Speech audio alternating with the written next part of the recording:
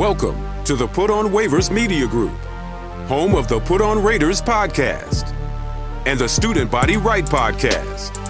This is your place for the best breakdowns and the best insight for those who fight on and bleed silver and black. Now, here are your hosts, Dwayne Douglas and Ryan Holmes. All they can really do right now, but 5-6 years down the line, these conversations are not going away. Yeah, no question about it. So the official start of Oregon's season is September 2nd, but we all know the season really starts October 14th, right? So it really starts because that's when, I mean, everybody has a stretch like this in their schedule in this conference because the conference is so deep. But Washington State, Utah, our friends from Salt Lake, and then you get a little time off. You can catch up on your studies November 4th against Berkeley, and then you come to and then we go to Oregon. What do you feel about that stretch of games? What does the record have to be for the Ducks to be in contention for a college football playoff or a trip to Las Vegas? Well, I think a trip to Las Vegas, you can have up to 3 total losses for the Ducks. We've seen that with Utah the last couple of years. They've been a 3-loss team going into the conference championship game. They've emerged victorious both times, of course. And for the college football playoff, it's a 4-team model for one last year, much to my chagrin. I am a full anti-expansionist, but that's another bigger conversation. But I think that the standard is the same. You can have 1 loss, period, if you're going to get into the college football playoff, right? We haven't seen a 2-loss team make it. A 2-loss team right now could only probably come from the SEC. And even then, Alabama, Tennessee last year, really good 2-loss teams didn't get in, right? It was a 1-loss Big Ten team. So that standard has not changed. But in conference play, getting to the title game, I think is going to require 2 or fewer losses. And I suspect that there will be, I don't doubt that there will be two Pac-12 lost teams, as in 2 teams playing in Las Vegas at Allegiant Stadium, which I've been to and is amazing, by the way, if you haven't been. It is I'm a Raider fan. I've been there a couple of times. It is really crazy. It is nice. It is really cool. It looks cool on television. It is cool on person. The setup is great. The logistics of finding your seats, at least when I went there, were not as easy as I would have liked them to be. But everything else other than that was pretty top tier. And I was there for the 2021 Oregon-Utah game. So I also know they have pretty good margaritas at halftime if your team's getting absolutely blasted. So the Pac-12 championship game, I don't see anybody going through their schedule undefeated, including USC in conference play, because I think the conference kind of sent USC a message of, hey, don't let the door hit you on your way out, a-holes. Like, the schedule that you guys have this year is brutally tough. I mean, brutally tough. One of the toughest in the Pac-12. If you're going like 24/7 composite, I think Colorado has the toughest schedule because they have to play TCU and Nebraska. So they've got 2 Power 5 opponents. Utah's is also pretty tough with Florida and Baylor on there. But I think for Oregon, it's not a college football playoff or bust kind of season. That's certainly a goal.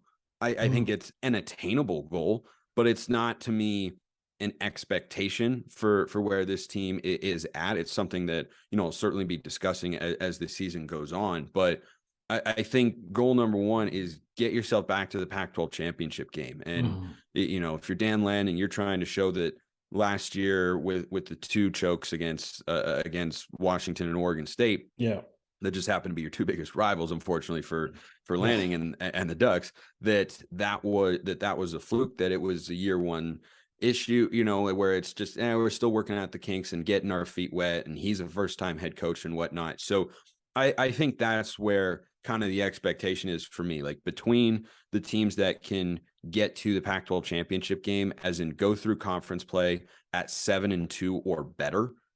I think it's reasonable to expect Oregon to be able to do that. And if they don't do that, it'd be a disappointing season. And that's what I said last year as well. Like, there was still a lot of talent there left over from the Mario Cristobal team. They brought in a good amount of talent. Bo Nix was great. Like, getting to the Pac-12 title game was an expectation for me that they fell short of, and that was a disappointment. And they were just 1 quarter of football away from doing that. So I think that's a pretty reasonable expectation, whereas the college football playoff is more of a goal to reach this year. But yeah, I mean, their win total along with USC and Washington is the highest in the conference at 9.5, according to FanDuel. So I think that's right about where they should be, is in that upper echelon of teams.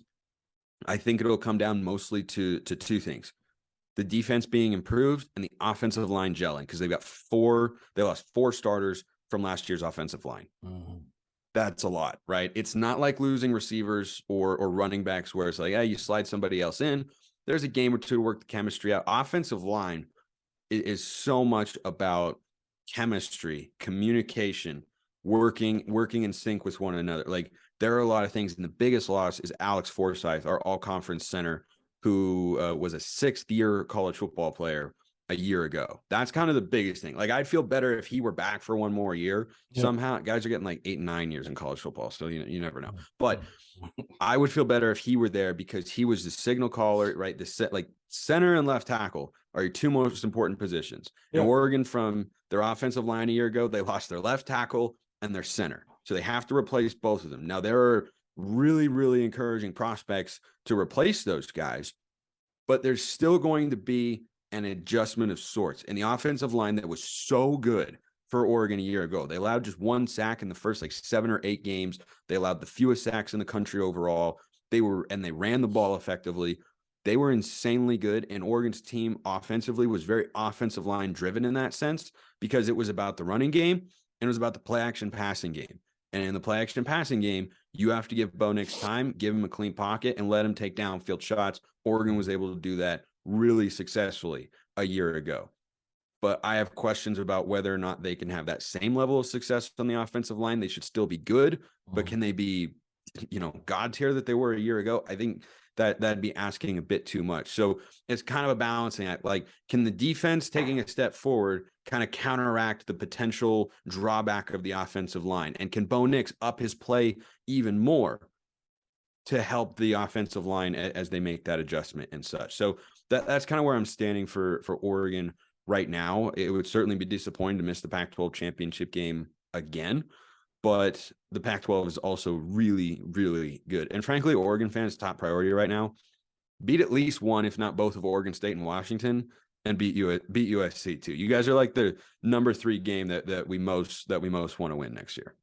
Bo Nix, what do you feel about him as the quarterback this year? Like, where does he kind of fit in this is just a murderer's row of it's ridiculous. of guys who are passing football in this conference. I've never seen a conference, certainly in the Pac-12, as loaded as this conference is. It's crazy. It's absolutely crazy. Cam Rising is widely seen as the 4th best quarterback in the conference. He was first team all Pac-12 2 years ago, as in 2021. He has led Utah to back-to-back conference titles, and he is widely seen, by myself included, by the way, as the 4th best quarterback in your conference. It's crazy how you go Caleb Williams, some combination of Michael Penix and Bo Nix, and then Cam Rising, and then you throw, and then we look at the bottom half too. Like, Arizona's got a 4.5-point win total. We know Jaden Delore can spin it. We know he's a gamer. Guy has won football games at non-traditional powers in this conference for the last couple of years, and he's put up a lot of yards while doing it. Cam Ward, first half of the year, not so good. Second half of the year, really took a step forward. If he shows that for this Washington State team, I trust Jake Dicker to build and call a good defense up there in Pullman. He's done so each of the last couple of seasons. And then you add Shedeur Sanders to the mix. We don't know what UCLA's quarterback situation is going to be, but like, the worst quarterback in the Pac-12 is probably whoever ends up starting at Stanford. Number 11 is probably Drew Pine, the Notre Dame transfer at Arizona State. And then the next guy, number 10, is probably Sam Jackson, maybe at Cal, formerly at TCU. I don't know if you've seen anything from him, but he's got a big arm and he's ridiculously fast. Like, he's, poor man's Lamar Jackson out there. So the quarterback league is just, it is the quarterback league in the country. And I can't wait to watch it for for that reason, not just because, you know, it's good for my show when you got quarterbacks to talk about Exactly. on Locked On Pac-12, because everybody loves quarterbacks.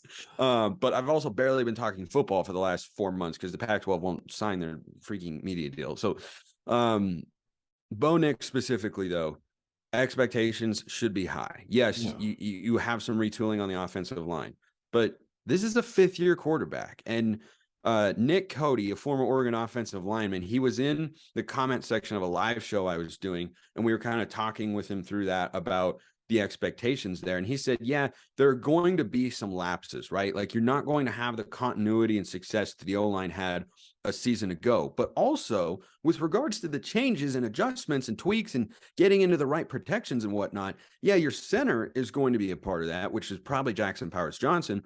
But Bo is also a component of that as well, right? Like, this is Bo's 5th year, and he started all 5 years of his college football career. So he's got to be able to lead that offensive line, get them into the right situations and the right play calls as well. And I thought he did so very well for the most part a season ago. But I was talking about this on today's episode of Locked On Ducks, Thursdays, that is.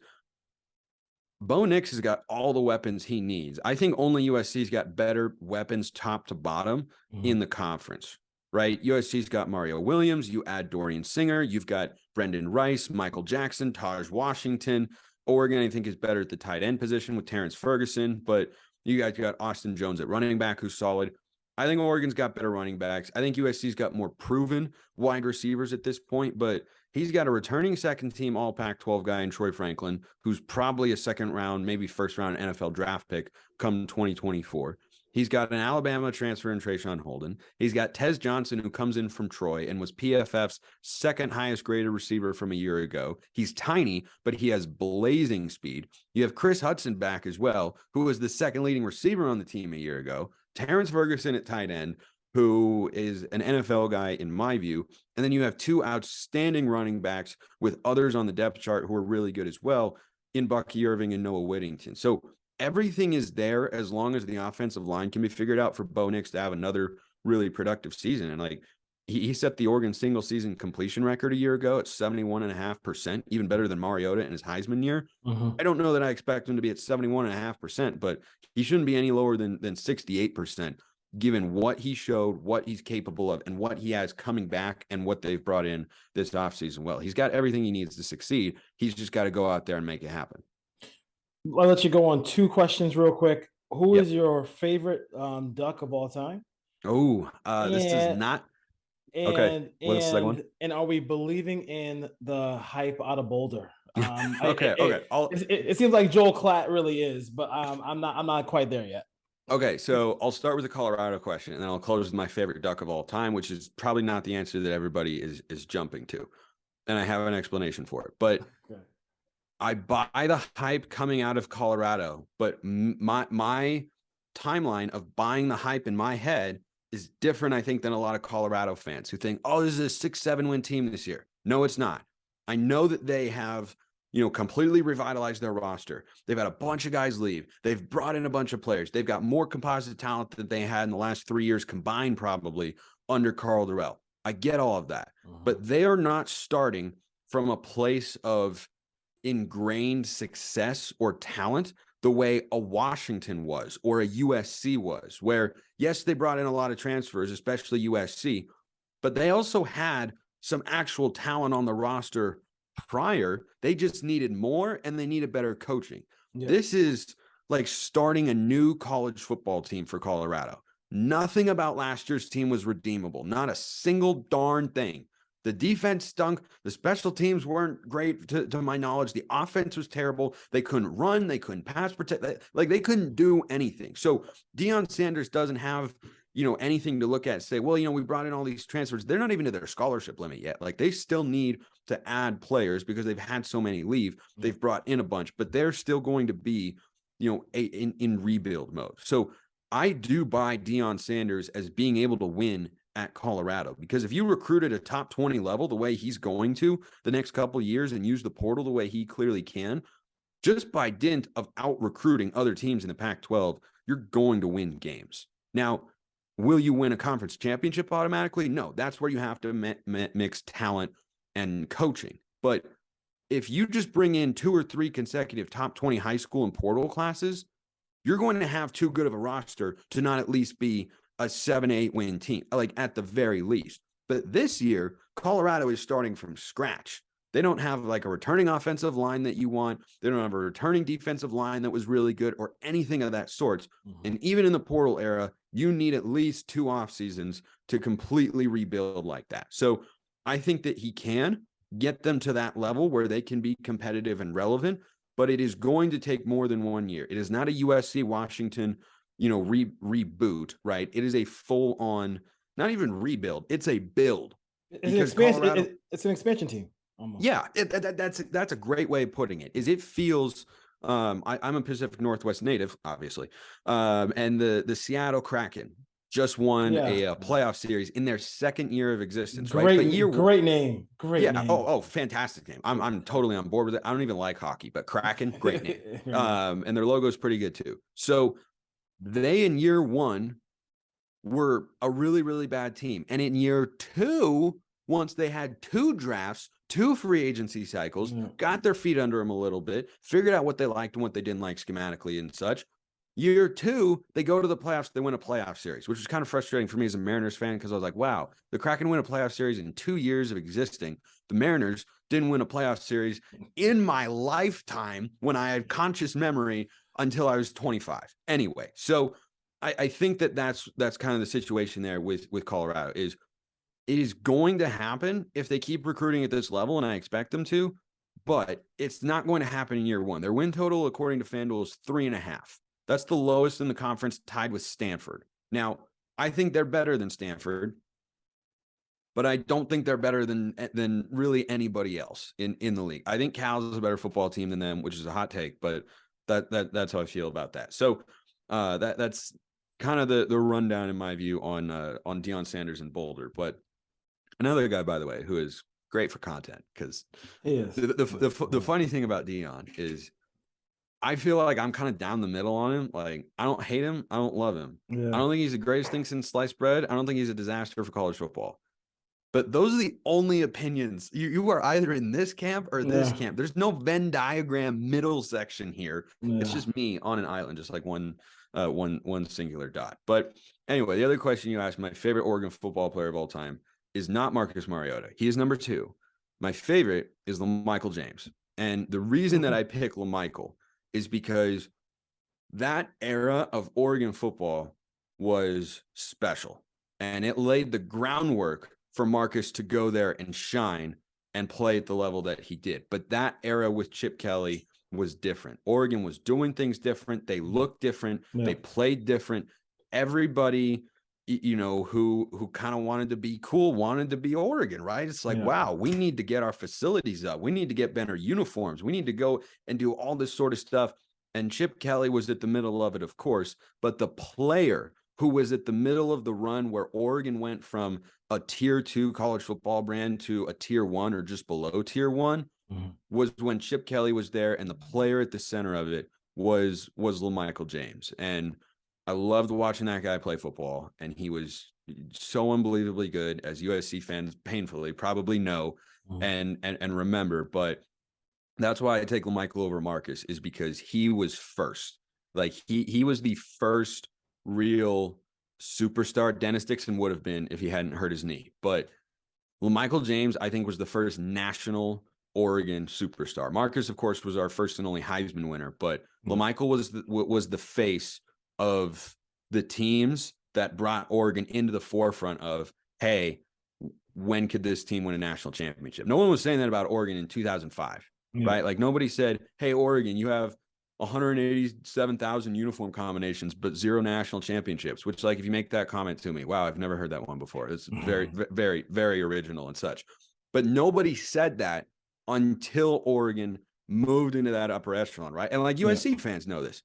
You only hear the chirping when you are capable of reaching that level. Oh, yeah. And LaMichael was the guy at the center of bringing Oregon to that level. Bunch of other great players too. You know, Darren Thomas, Kenyon Barner, Josh Huff, like just go down the list of that particular team. Yeah. But LaMichael's the guy that was, I think, the most special for me as a kid. And then of course Marcus, because, you know, obvious reasons. Yeah, I have our views and my DMs have kind of increased ever since the Clay Helton era has ended. So so once you start, to your point, once you start winning or you're capable of winning, then that happens. All right. Spencer McLaughlin, I want to thank you for joining us here on the Student by Right USC podcast, and all things Ducks. You can check him out on the Locked On Ducks podcast on the on the podcast on YouTube, all that stuff like that. So check him out, and then also the Pac-12 too. You do the Pac-12 show as well. So thank you for joining us here, man. And listen, it should be fun. And listen, I would love to buy you a margarita in Vegas. If I'm down. I'll take you up on that. Let's have our teams meet up. I mean, that would be George Kliavkoff's dream, right? Is to have Oregon play USC in the Pac-12 championship game. So let's have our teams take care of business. Let's make that happen, and then we'll meet up down there. It's probably the one that the Pac-12 would want anyway. So I mean, 100%. Those are your top two television draws in the conference. Exactly. Oregon's one, and USC is number two over the last, I think, like 8-10 years or so. And it'd be a fun matchup. By the way, if you go to Autzen Stadium on what day is the USC game? November something? Let's get it correct. We play thank you, internet. You're making me laugh.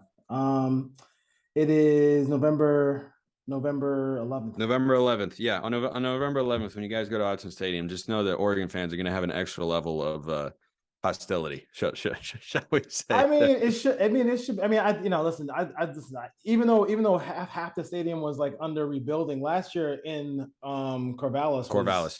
Was that place was even, I wasn't in there, but to the loudness, you could hear it through the television. I can imagine when they actually, I don't know if they finished the renovations when they are going on. They're still working on them, but they will be done by this fall. Dude, that was loud. That you could tell it bothered the offense. You could tell. No question about it. Absolutely. But and looking forward to it. You know well. So all right, brother. Take care. I would say fight on, but I can't say that. Let's go talk. All right, later. See ya.